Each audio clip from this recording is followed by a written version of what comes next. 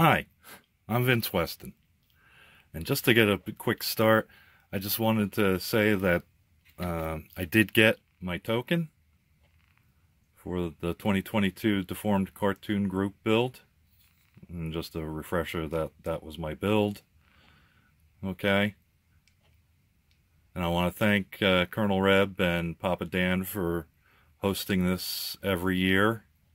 It's one of my favorite group builds of the year, and I'll always be in as long as I can.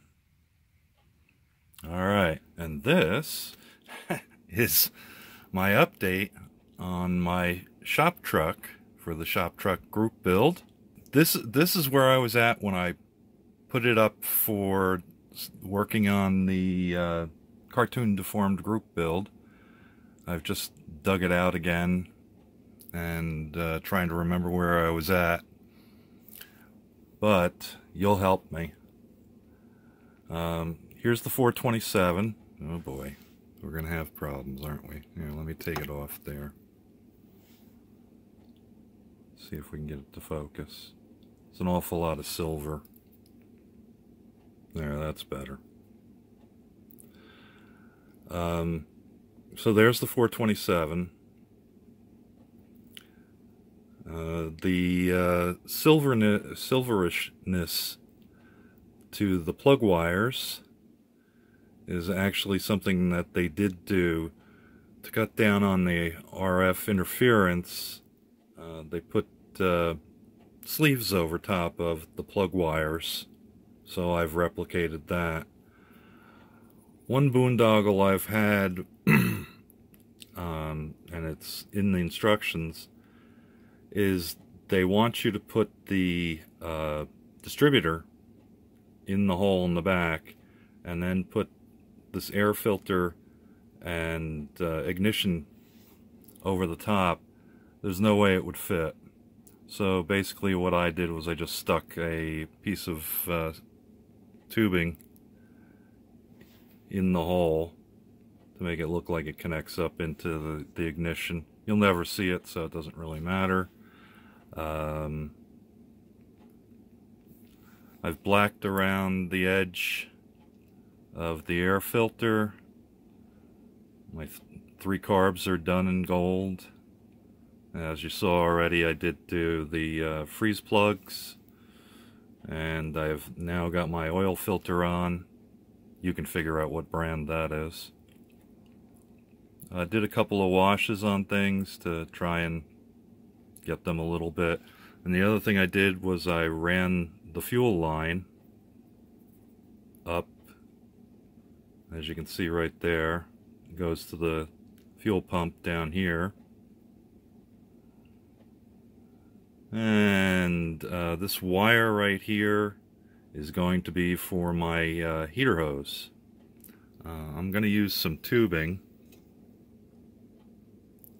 I've got this 1mm tubing, not much of it. This is all I actually have, but I hope it's enough. And I'll put a wire through the center, and that should represent that. I've got most of the chassis. Well, the chassis is actually done. As you can see, I went with some unusual coloration. This is actually the burgundy that I'm going to use on the body. And I did the frame in semi-gloss black and picked out a couple of things. My homemade gas tank seems to have come out pretty well. I'm happy with that. One of the interesting cheats I did, if you can see in there, I robbed the coils from my 71 MPC kits and made up a couple of shock absorbers to put inside them. So they're not quite homemade. They were a little tough to get in there since they were a little short, but I got it figured out. My front end is done. Just mostly need to get the wheels on. So everything's looking good there. At this point, most everything else is in prime, including primer, including the interior. This is not the final color. I was going to do it in linen, which is kind of a light tannish color. But I've started to think about my '69 Impala, my first car, which hopefully I'll replicate someday. And it had gold interior.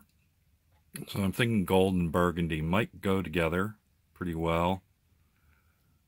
So my plan is to use this Anita's titanium gold. It's a little grayer. Let's see. It's a little grayer than regular gold. And as I remember, that's pretty close to what the interior was in my Impala. So I'm hoping that'll all work out.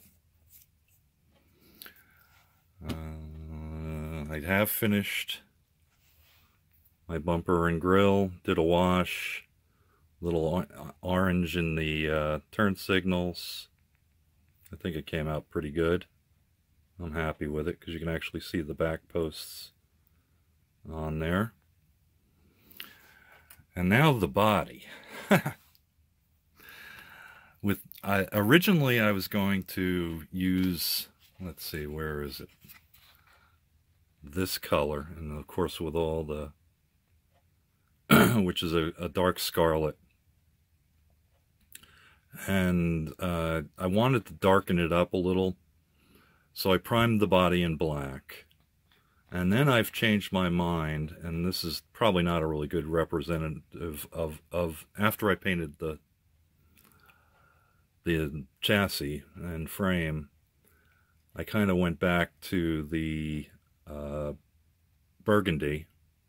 Man, I'm having trouble with that word. And the maroon was kind of an off color, so I decided the burgundy would be better. Looks kind of like dried blood. So I'm gonna do that instead. So with that thought in mind, I thought to myself, well, the burgundy would probably look better on gray instead of black. It won't darken it up quite as much. And after I gotten that all sprayed and everything was wonderful, I realized, well, gee, the gray might even darken it up a little bit too much. So the third coat of primer is white. And it's looking pretty good. I couldn't find any problems when I primed it with the body. The hood fit is going to need a little more work, but it's really close. I may just do something minor. And there's the back end with my holes. Eesh. Holding this stuff is difficult. So right now it's an all white car. But it's not staying that color. Okay, so that's basically, oh, and the wheels. Forgot about the wheels and tires. They are the Rallies. I did put, if I can get them to focus again, I put stems in them. And got some darkness around the inner cone. Not quite how I wanted it to work out, but it looks good. Looks okay. That's where I was at, and now I need to get back to work on it. So I gotta go. Thanks for watching. We'll talk to you later. Bye-bye. Thank you for watching Vincent Weston Models Foam the Dungeon.